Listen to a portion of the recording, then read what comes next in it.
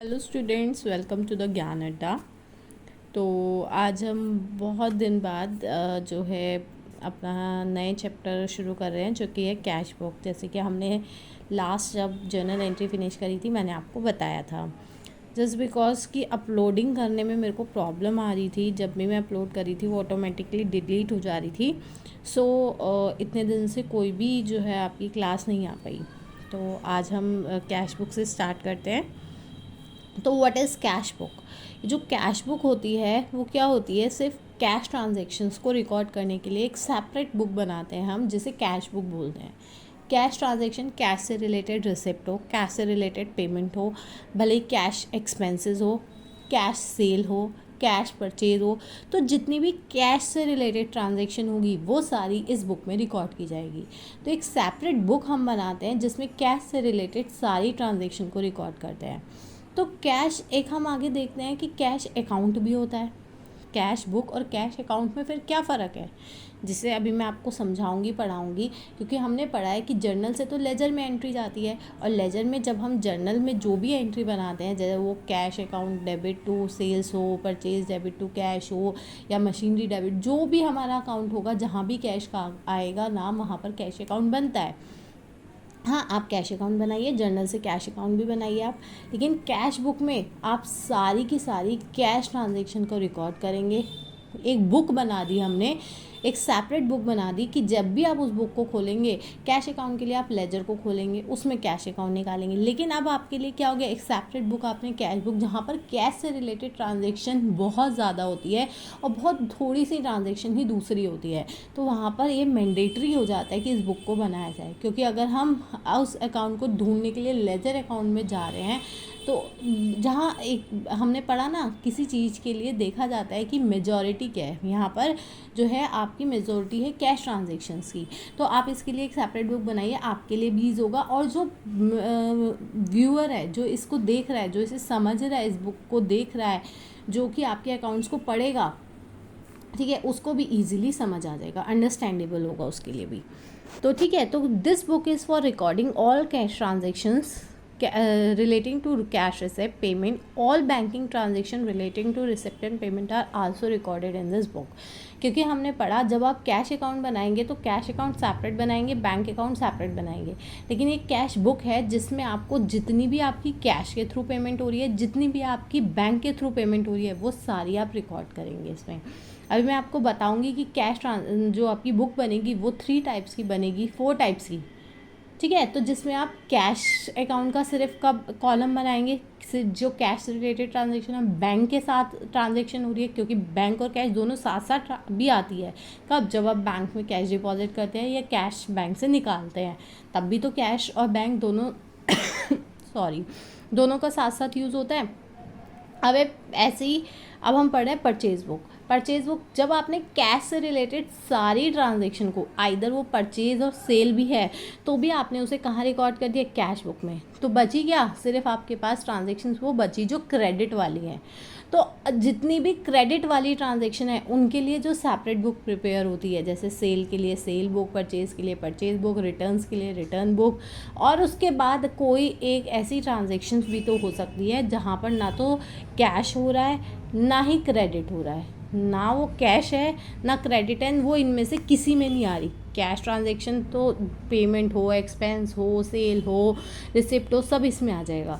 Purchase में purchase से related, credit purchase से रिलेटेड सब आ गया। सेल्स बुक पे क्रेडिट सेल से रिलेटेड सब कुछ आ गया। जर्नल में क्या आएगा?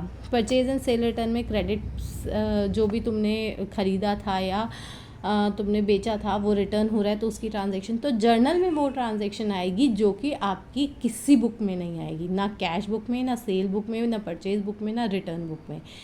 जैसे कि अभी हम पढ़ेंगे डिस्काउंट का, जब हम इसमें 2 कॉलम कैश बुक बनाएंगे तो एक कॉलम बनाएंगे क्या? डिस्काउंट का, जिसमें हम सिर्फ बैलेंस करेंगे उस अकाउंट को। वहाँ पर सिर्फ प्रेजेंटेशन पॉइंट ऑफ व्यू से हम उसे डिस्काउंट को दिखाएंगे, क्योंकि डिस्काउंट की एंट्री क्या बनती है आप बताइए। अगर आपको डिस्काउंट रिसीव हो रहा है तो आप एंट्री बनाते हैं cash account debit, discount account debit to जिससे भी रिसीव हो रहा है XYZ, ठीक है।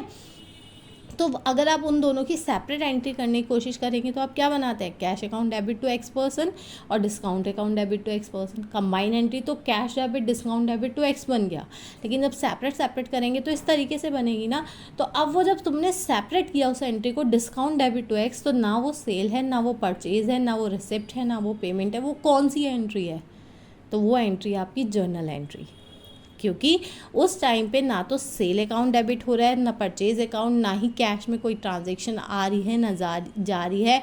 जो कैश डेबिट टू एक्स हुआ वो तो आपने कैश बुक में रिकॉर्ड कर दिया। तो इसीलिए क्योंकि कैश के साथ ही वो आपका डिस्काउंट भी आया है, इसलिए आप उस डिस्काउंट कॉलम को कैश बुक के साथ बनाते हैं, ताकि आपका जो प्रेजेंटेशन है वो ईज हो जाए, ताकि वो दूसरे को समझ आ जाए। ठीक है।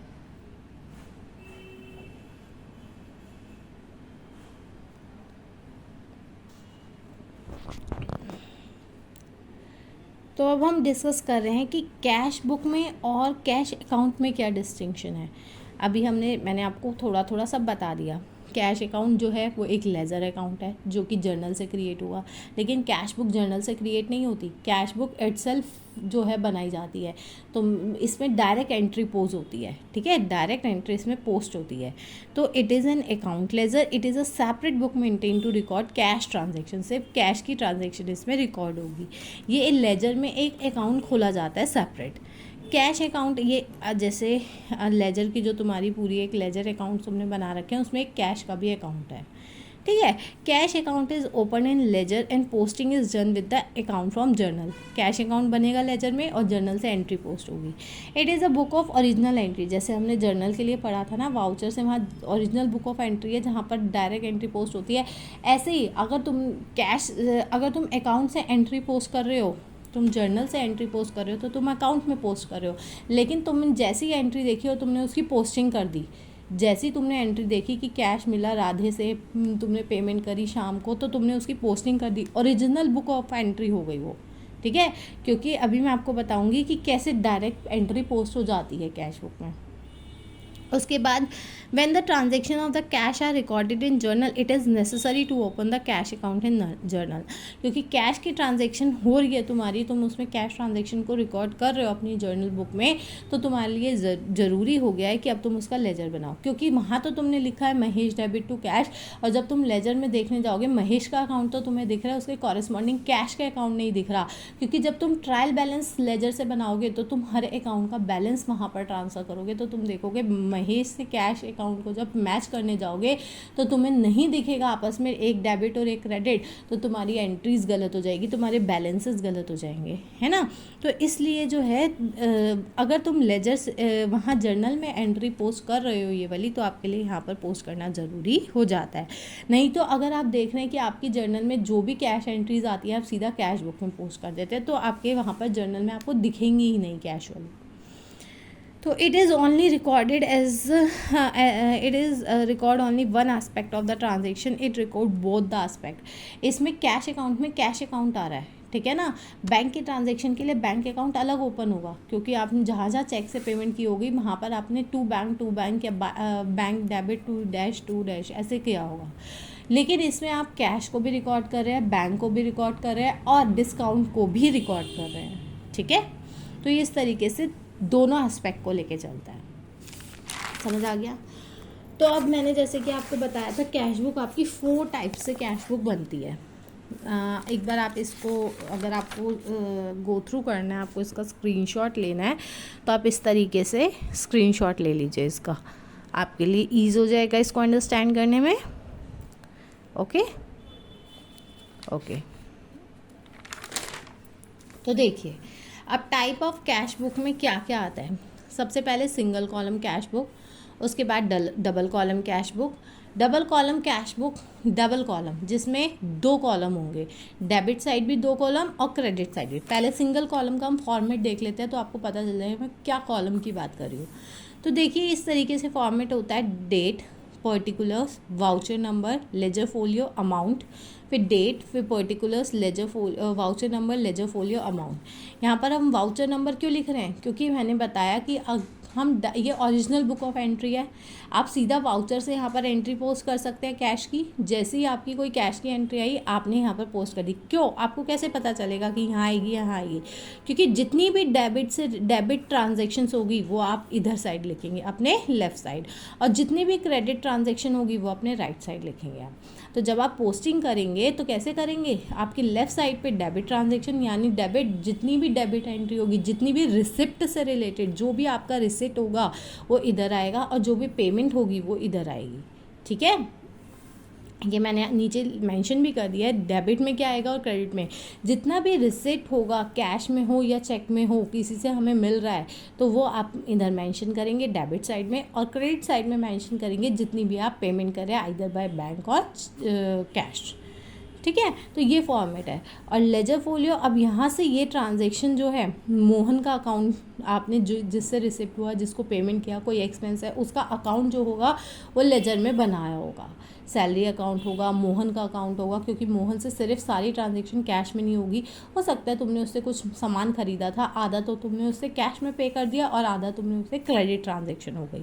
ठीक है, तो जो कैश वाली थी वो यहाँ आ गई, और आधी क्रेडिट वाली के लिए मोहन का अकाउंट लेजर में भी खुला हुआ है, तो वहाँ पर उसका लेजर फोलियो नंबर भी होना चाहिए।